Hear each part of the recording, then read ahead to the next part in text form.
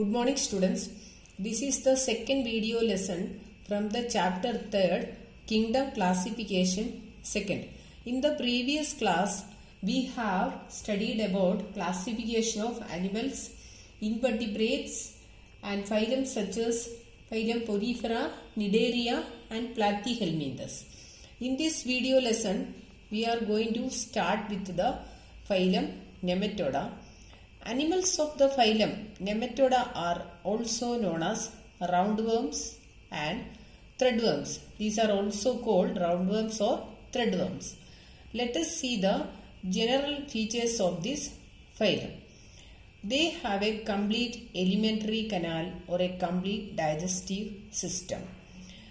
In the 6th standard, last year you have studied about alimentary canal of human digestive system. So what is alimentary canal?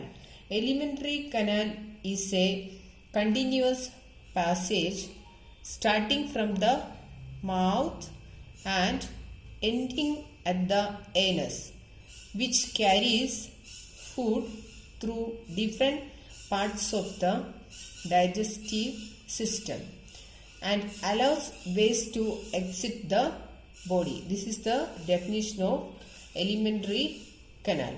And in this phylum Nematoda, they have mouth at one end of the body and the anus is on the opposite end of the body.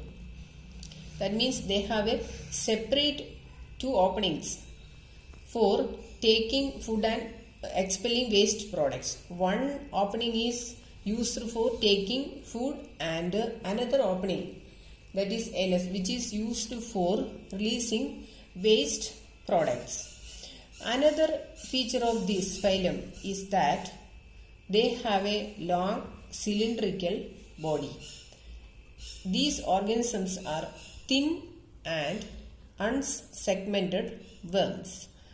Means unsegmented means their body is not divided into segments.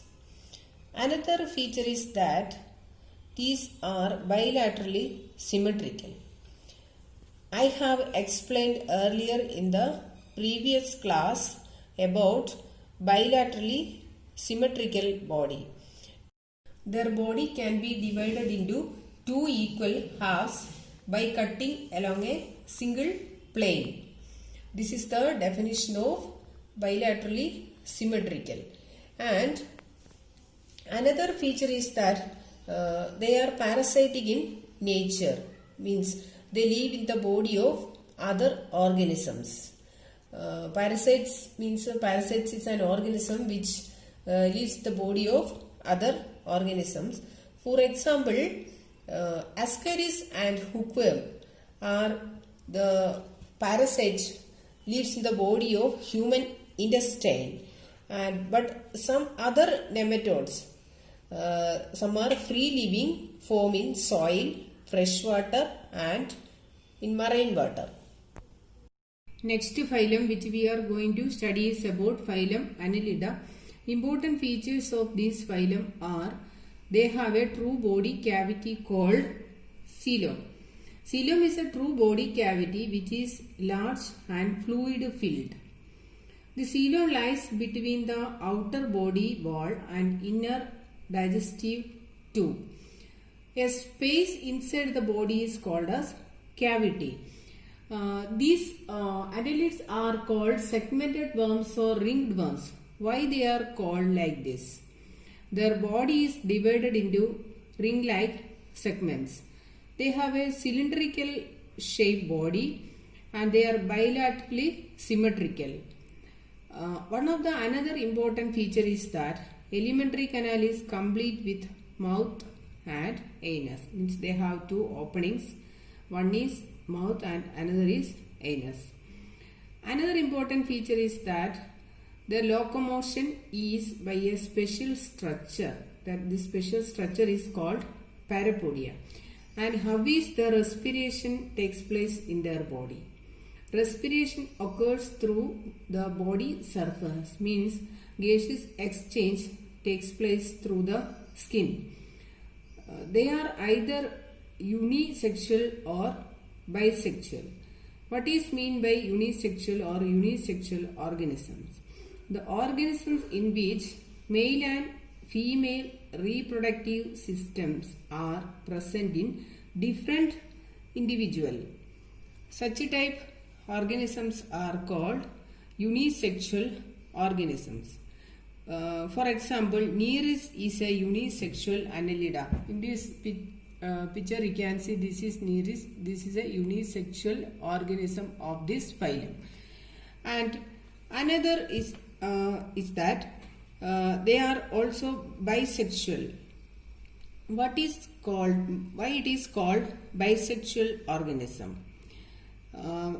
They have both male and female reproductive parts are present in an individual, or an organism having both male and female reproductive parts are present. For example, earthworm and leeches both are bisexual organisms of this phylum. This is earthworm.